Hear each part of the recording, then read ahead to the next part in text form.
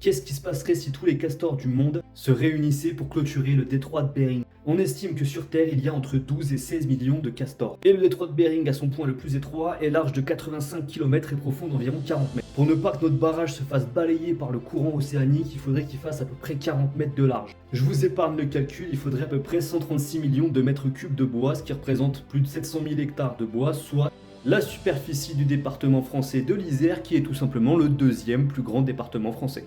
En partant du principe que ces boules de poils travaillent simultanément et ce tous les jours de l'année, il faudrait un peu plus d'un an et demi pour atteindre la quantité nécessaire. Bien évidemment, c'est complètement irréaliste. Voici le plus grand barrage connu de Castor et il mesure à peine 800 mètres de long. Sans parler du fait que ces boules de poils sont extrêmement sélectives quant au bois qu'elles utilisent pour leur barrage et en plus de ça, elles ont besoin de se reposer, de se reproduire tout le temps. Et on peut dire merci au fait que les castors soient globalement des incapables parce que ça réchaufferait en fait considérablement la température en Europe de l'Ouest et on s'est déjà tapé une canicule la semaine dernière, je me passerai bien d'une nouvelle.